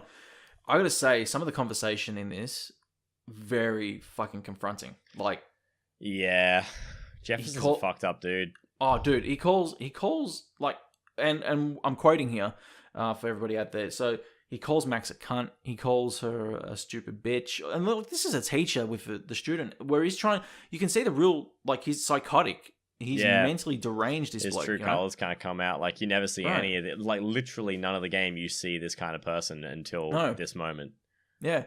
And, throughout the conversation that he's having with Max, he's trying to say, I'm trying to teach you a lesson here. And he's being all calm and shit and everything. And it's like, are you going to listen to me, you little cunt? Because I'm trying to tell you, It's like, holy shit, what the fuck is going on here? Mm-hmm. I don't know why. There's something more. There's something that holds so much more impact hearing an American drop the C-bomb. I don't know. Like, hearing an Aussie say, like, "Oh, fuck yeah, cunt." Like, okay, exactly. That's right. But when you hear, like, listen here, you cunt. Like, I don't know. It's like the American accent behind, like, it's so sharp. Yeah. And I feel like it means more when an American says it. It's just like when he called her that in the game, I was just like, oh damn, okay, fuck. Yeah. Yeah, well, especially because he's first of all, he's a teacher. He's supposed to be a mentor. Mm-hmm. And moments like this right now, he just slapped her, on the floor, and he's like, stop moving, you bitch. And it's like, holy fuck, mate. It's like, what is going on here? Just moments in this. And, like, he says stuff like, and she goes, where's Chloe? And he's like, oh, she's with Rachel and they're fucking right now in heaven and all this other stuff. It's like, oh, man, the fuck is going on? Yeah. This bastard is saying all this shit, and, like, he's really playing with your psyche, like, he was playing with me too. Like, I'm sitting there listening to this motherfucker, and I'm like, I want to slap him too. Yeah. Yeah. They really made top-notch writing. I'll put it that way. Top-notch writing. Yeah, I mean, I don't think I've ever had a character so quickly turn from, like, someone that I thought was cool to being like, I want to fucking murder you. Like, not actually, but no, like, well, he deserves to be in jail, like, of the worst kind. Like, that's goddamn. Yeah, great. Like, as much as it's a sick, twisted scene, the writing in it is done so well that, like, even thinking about it now, mentally, like, revisiting it in my head, and even seeing a little bit of the replay before of it, is just, it really hits you home, because, playing it right through and understanding, trying to get a grasp of what the situation is and understanding what his psyche is, it just really kind of just strives for a driving point to make sure that this motherfucker gets what he deserves, And let's hit that first moment where essentially we dive into as many photos as we can in a chain of events here to get to back to the classroom. So jumping like 5 photos, dude. I did, that's the photo in the photo in the photo thing. But, like, seeing the way, like, when we got in that scenario, I'm just like, okay, like, I know I didn't say it on stream, but I was just thinking, how are they going to write into this? Yeah, that we escape, and, like, you never really do. Like, you don't. No, your original body that is in that timeline doesn't escape, because you go all the way back to where this all started. Yeah, and you you get this person caught or found out, and, like, it's crazy that, like, the thing that I wasn't upset about it, but, like, pretty much, like, that whole, like, you needed to go through everything to find out who it was and dob them in. But then in the end, like, in Max's mind, all of that stuff has happened. But when you go right back to the beginning and warn, who do you tell? You tell David, don't you? David. Yeah, you tell David. You text tell David. You text David saying who it is, and then like obviously Mr. Jefferson gets caught. But like as soon as that happens, like none of what you've done has ever happened. Yeah, ever. yeah. Nothing happened. Like the whole game you just played. None of it happened. As far as like Max's universe now is concerned, none of that fucking happened. And like that just like blows my mind. It's like basically now everything you've done, like obviously you've saved a few people from like, you know, this person being like a fuckhead. Yeah. But like the entire game, like the story you've just played, like for Max is still there, but everything else is null and void. It's crazy. It's so cool. It's so well written. Because it goes from one photo to another photo to another photo, and essentially when you do text David in the classroom, because you've got those boundaries around you can't escape that, but you are changing time still. And you're changing that moment by texting David, and essentially you leap from that moment to you're in a plane.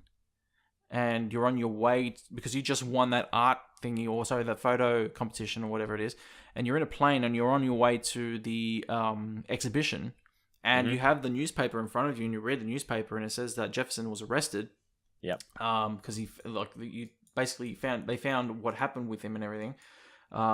This is if you let Chloe. This is if you choose to let Chloe. Oh no, this is beforehand, isn't it? No, so this is before. Yeah.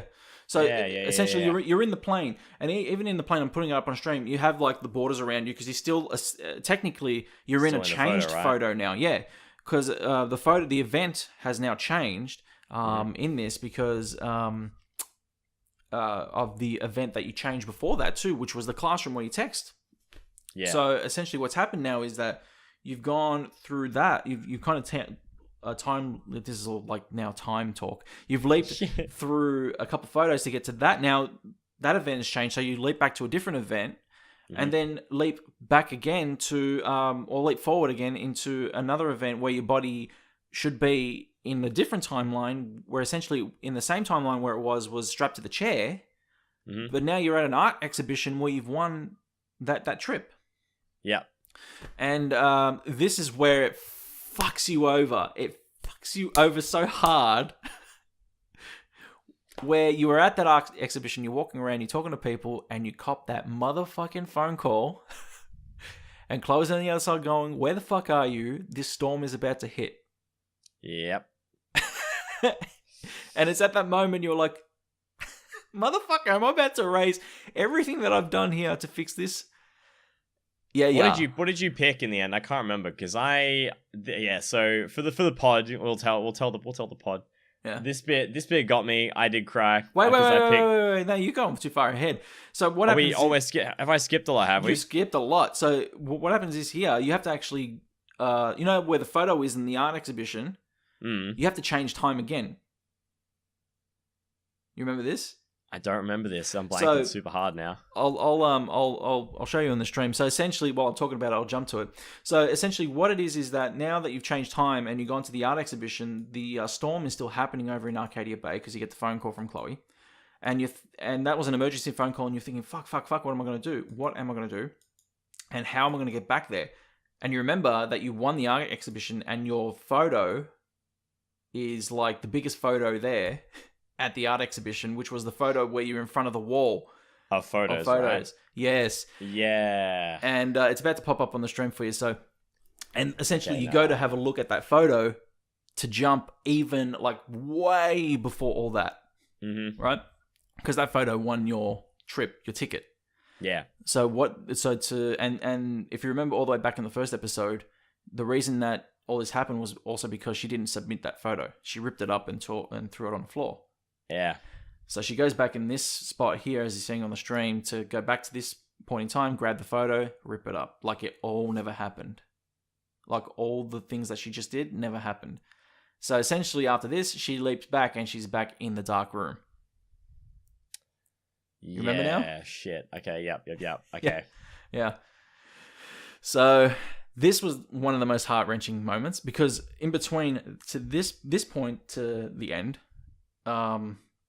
is all those weird moments that happen. At this point, essentially, there is still that moment though, apparently, where the text still got to David, apparently. I can't remember how. But the text still got to David, and David still comes down to help Max. So That's there must right. have been... Yeah, because you never end up really going to the thing, do you? Right. Yeah, and that's the timeline where you make the decision. Correct. But the thing is, there's one moment here which is great. It's that ripping up that photo still won't affect you going back in time to text David. You know what I mean? Yeah, you still send the text. You just don't go into the competition. So Correct. That's the one thing that you change by ripping that photo up. Yeah. Right. Because she even asks him, how did you get here? How did you know? And he goes, I got your text. And it's like, motherfucker, he's right. Because if you think about it, really, you think, oh, she's just erased everything. I'm fucked now, right? Yeah. But really, you still go back. The text still goes, but you just don't get into the competition. Correct. So he comes down and he's like, I got your text, right? And this was another moment that was really fucked up too, where, I mean, even though he's a fucking fuck, and I hate it, and even the moment where he swings to fucking hit her while she's stuck in the chair as well. Holy shit, I forgot all about that. Yeah. Oh, man.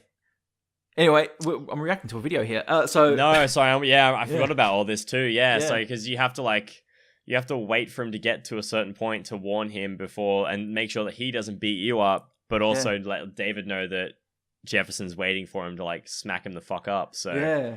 And I remember watching you play this as well, and you were shocked as well, especially the part where he's running down and she's like, David, and he grabs the it's like, David, down here. He grabbed the tripod and goes to smack you in the fucking head. Yeah, and his words when he swung, it's time to shut the fuck up, okay? And it's like, holy and it just freezes, and it's like, man, rewind time.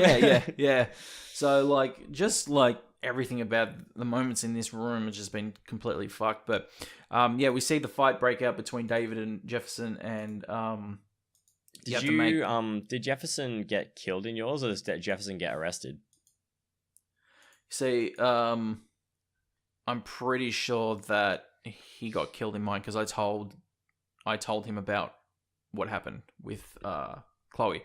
I said, look, this is what happened. And he's like, motherfucker, bang. And I'm like, oh, man. I don't know if that was the right move.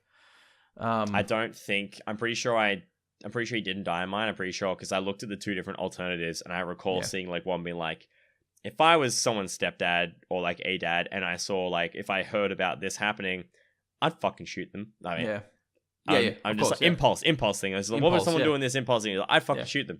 So it's like, okay, I picked the other one, and I made sure, like, he did the rational thing and didn't shoot him. I think it was like an option to either say, like, what happened, or I'll tell you later, but he needs to be arrested kind of thing.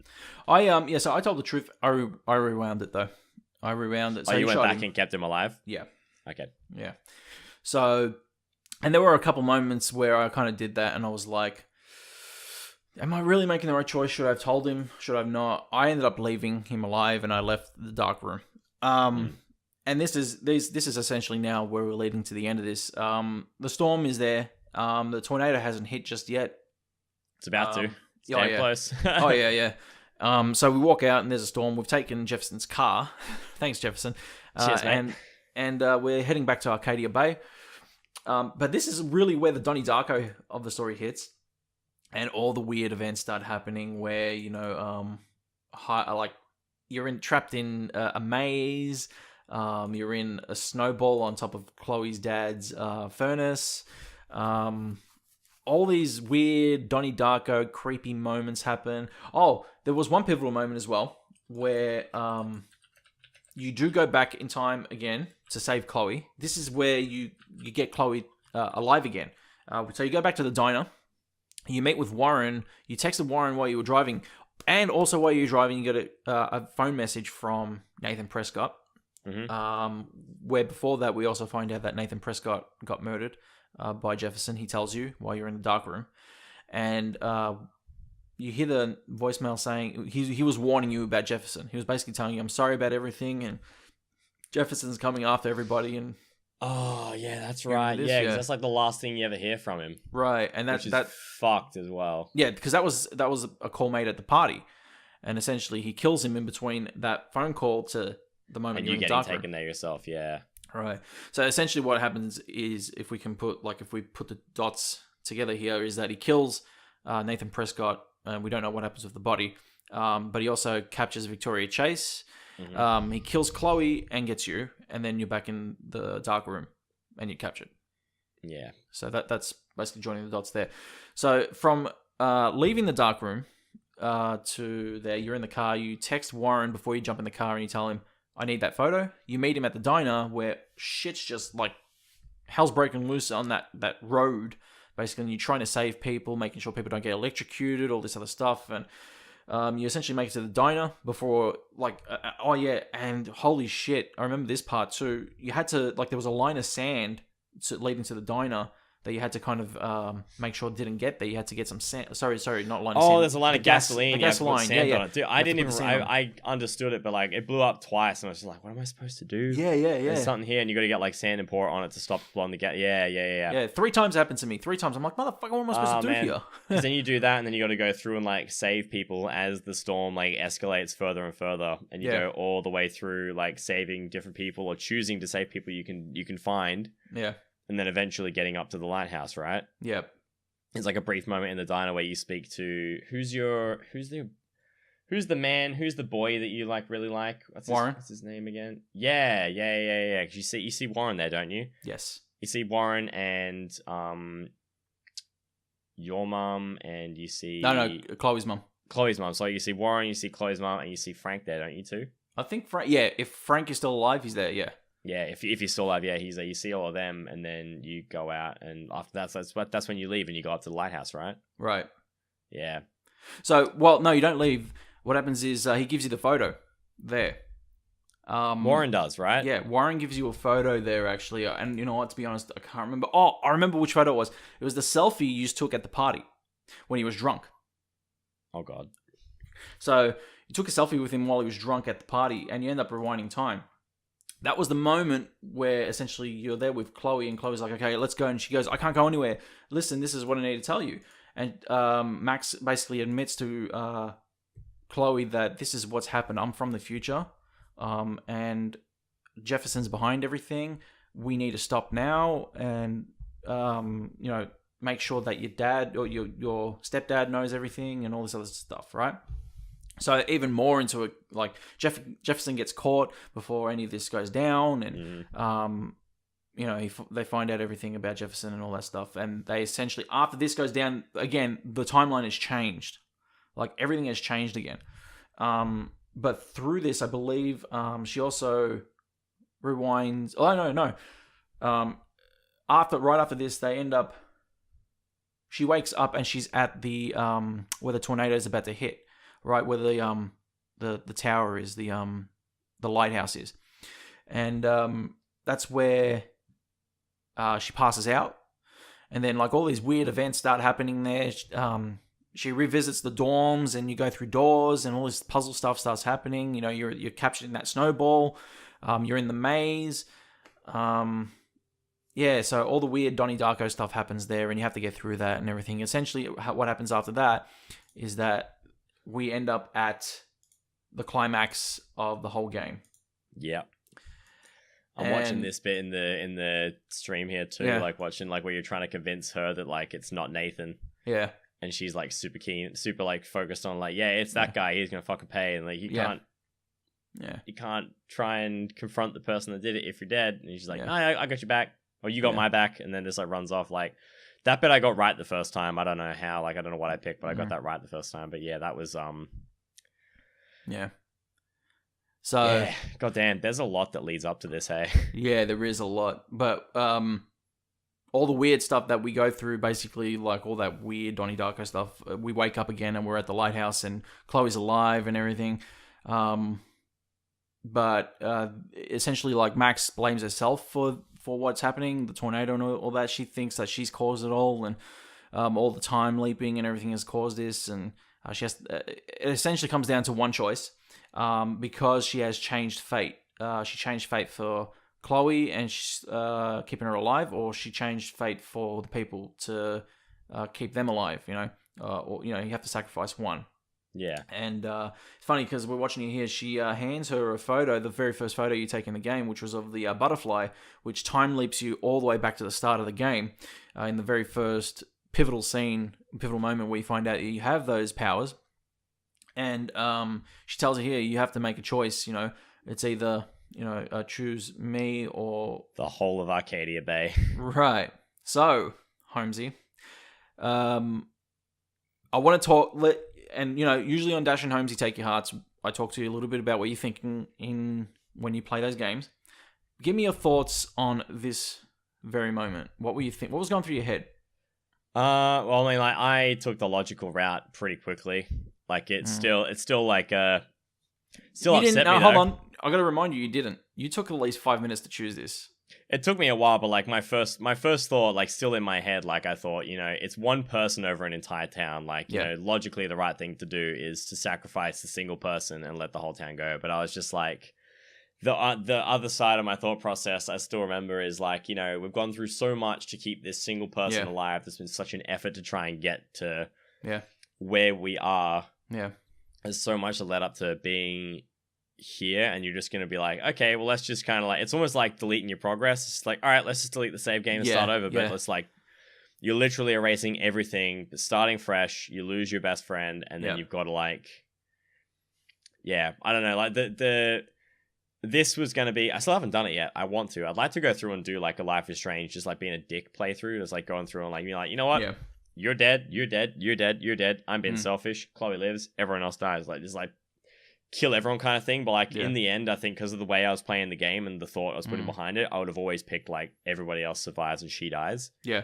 But like it happening and the end sequence and the music and everything, just like the way they wrote the end of it and like how it all played out, like it's if they're trying to find your feel places, then they did a really fucking good job, because it messed me up. As they wrote it really, really well. Yeah, I as I said, I remember watching you play that moment in the game, and the way it hit you. I was kind of shocked a little bit.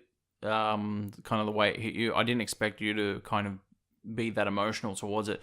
For those who don't know, when Holmesy played it, he kind of broke down at the end of the game. He actually, like, he probably doesn't want to tell you, but... No, I cried. I cried at the end of the game. I wasn't, like, hysterical or anything like that, but, like, but shit. You started crying on stream, and I was oh, fuck. Yeah. I was like, I texted you that night. I still got the text as well. I was like, oh my God, dude, I'm so sorry that I made you cry on stream. But you know what? I said, I'm sorry, but I got you. I fucking got you. And, I'm glad that, like, I mean, there's a few games that have made me freaking, like, be upset. Yeah. And I think when I was younger, this is like young, I was like 12 or 13, like the end of Kingdom Hearts 2 like made me like upset or like emotional a little bit. What was it? There's another game by the people that did what's the game now? Beyond Two Souls. The ending of Beyond Two Souls made me emotional. That got me. I played that in my own personal time there. That wasn't a stream game, but like that made me emotional. Really? So Beyond Two Souls is really that deep, is it? It was for me when I played it. Like, I got really into the game, but like that got me. And then obviously this game got me the most. I think this is probably the most I've responded to a game, like the ending of it, and this what really caught me off guard. So give me the reason why it kind of got you that hard. I mean, I think I know why, but you develop such a connection to like this character. Like, you develop a really strong relationship with like pretty much like one of the main antagonists in the game. Sorry, protagonists in the game. You go through thick and thin. Like, you go through hell with this person to try and keep them alive and do the right thing by other people as well. Yeah. And then when it comes to everything else at the end, it's just like, hey, you know that person that like you literally have tried to keep alive ever since you took a photo of that butterfly? Like, now you have to choose whether you remember that experience and erase it from existence for everybody else, or do you like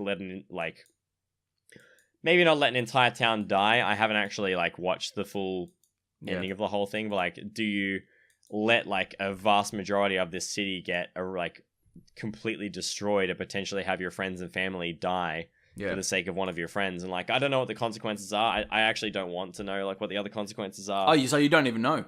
I don't even know what happens if you do the other ending, but like, my thought again in that was like, if you let Chloe live, then sure, you might do that, but then like your family might die. The boy you're interested in might die. Your school friends could die. Other people you tried to keep alive could die because you tried to keep one person alive. So like, you might save this one person and be happy about that, but then resent keeping that person alive because you know so many more have been killed because of the choices you've made. Yeah. And so it's like, if you choose one person and you let them go, like they'll at least understand why you've made that decision. Is the reason you don't want to know is it because you want to go back into the game and experience that, or did you want to just not know it at all? I want to go back and experience it. Like I want to play through the entire game and do like I'll do a dick playthrough. Okay. Like a kill everyone kind of playthrough, but like I will go back and do that and experience the other ending. Yeah. I think one of the things about this game that makes that hard, that what you want to do, is that it's not really a dick playthrough to go through. There's more an opposite way to go through. Like everything that you experience, like you go on one path, there is an opposite path, and if you choose to go that opposite path, you'll get a little bit of a different experience in the game, of course. But necessarily going through like an evil playthrough, that's more like a Telltale thing. Yeah, true. I don't like Telltale games at all. Yeah, you'll get more of a different experience going through the opposite way. I'll put it that way. They're not really dick characters in this story, so there's dick moments, of course. A selfish playthrough, then I guess. Maybe that instead. Yeah, that's probably the way to go about it. There's dick moments in the game, especially like Frank and his beans and all this other bullshit. You spilled my beans and all this other stuff. Look, I won't tell you what happens. I went the other way in my first playthrough. I actually was a little bit selfish, and I ended up saving Chloe. Won't tell you what happens. But yeah, it was, but I did end up going back into the game. I think after you finish the game, it says you can go back to just the point where you make that decision, and you can make the opposite decision just to see what both endings are.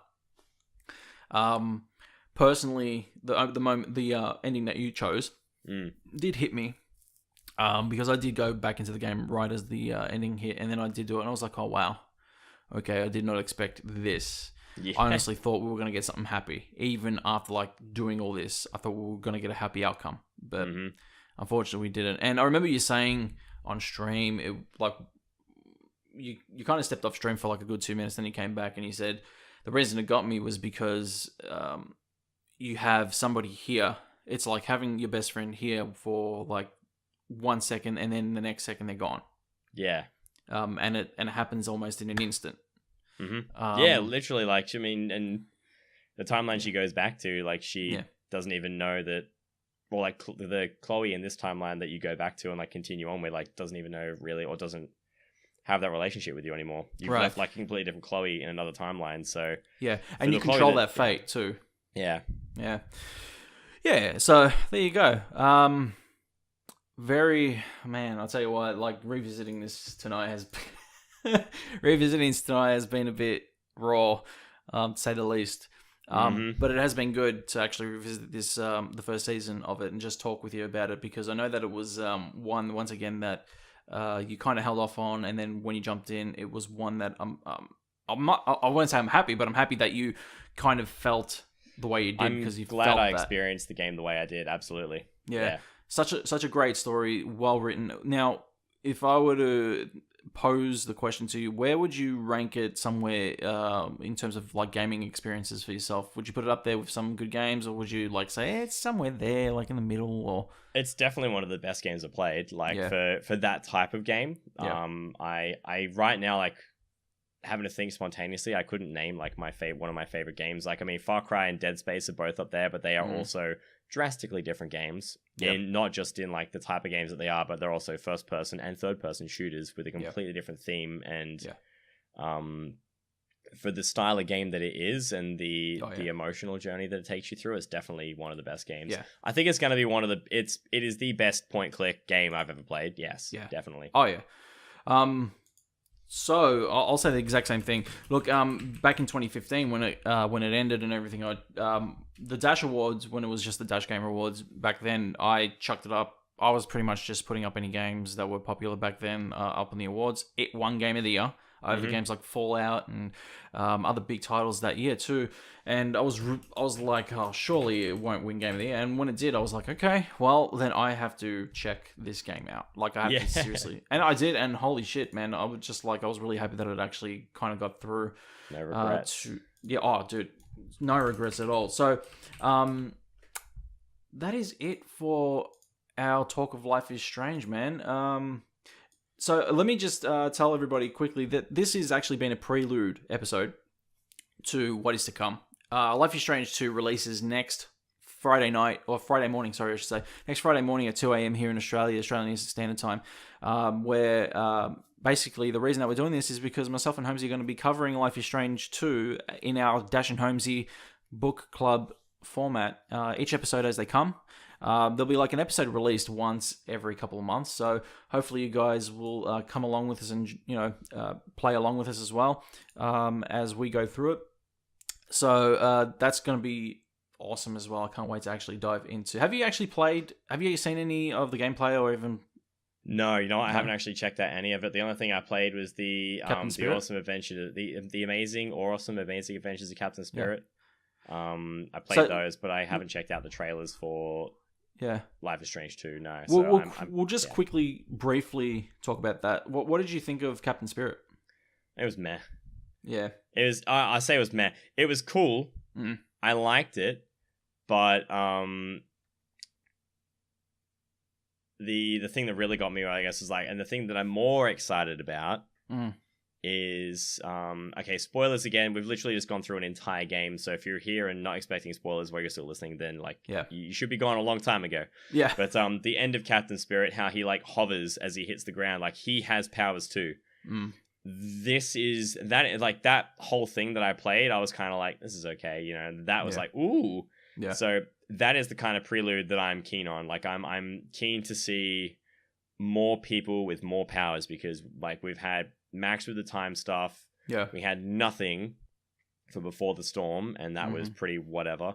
So this is the Captain Spirit was more of what I was expecting Before the Storm to be, but now it is that, and there's going to be that in Life is Strange too. So I am definitely keen. In fact, it comes out in seven or 8 days. Yep. So that's not far away. No. So if you guys want to hear more on my thoughts on the amazing or awesome adventures of Captain Spirit, it's Awesome Adventures of Captain Spirit. The Awesome Adventures of Captain Spirit. I did an episode of Dash Culture with my co-host Buddy Watson. So make sure that if you jump over to our Dash Culture feed, which is soundcloud.com/dashculture, I think it was episode 13. We covered that, and we went into depth on that one. So if you guys want to hear my thoughts on that, you can go and check that out. There were a couple Easter eggs in that game, like the Dark Room was in there, which was really cool. I didn't know that. Yeah. Well, they called the boiler room the Dark Room, and I was like, oh, cool, that's so mad. Oof. Didn't realize that. I didn't pick up on that, because it's been a long time since I played that game, so I didn't pick up on that at all. There was a Jefferson magazine as well. Oh man. Yeah, there were a couple Easter eggs in there. There were also a couple things in the game that made it really cool. But yeah, if you guys head over to Dash Culture and listen to that episode, you can check out my full thoughts and Buddy's thoughts on that one as well. Holmesy, that is it for our Life is Strange podcast, man. God damn. It's been a good one. It's been good to revisit the game. Oh, yeah. It's been great. So, guys, if you didn't know, this has been Dash and Holmesy. It's our book club inspired gaming podcast where Holmesy and I do usually look into the hottest games out right now. And we will be with Life is Strange 2 in the coming weeks, months, whenever it may be. Don't forget to follow us on SoundCloud, soundcloud.com/dashandholmesy, where we usually cover Persona 5. With Dash and Holmesy Take Your Hearts, but you can also follow us on iTunes, where you can give us a cheeky 5-star rating, but also make sure that you catch us exclusively every 3 weeks with Take Your Hearts on 8bit.net with our hungry family. Holmesy, what an emotional ride has been tonight doing this, yeah? Yeah, it's been good to kind of flash back on the whole thing. It's especially watching the clips in the reel that you had on stream too. It's like, damn, I remember that. Yeah. What a we went trip. back in time. Yeah. Oh god, that was so cheesy and bad. That was the worst. I shouldn't have done that. Anyway, guys, thank you so much for listening. Thank you so much for joining us and chatting in the group tonight. We love you so much. Much love. Stay hungry.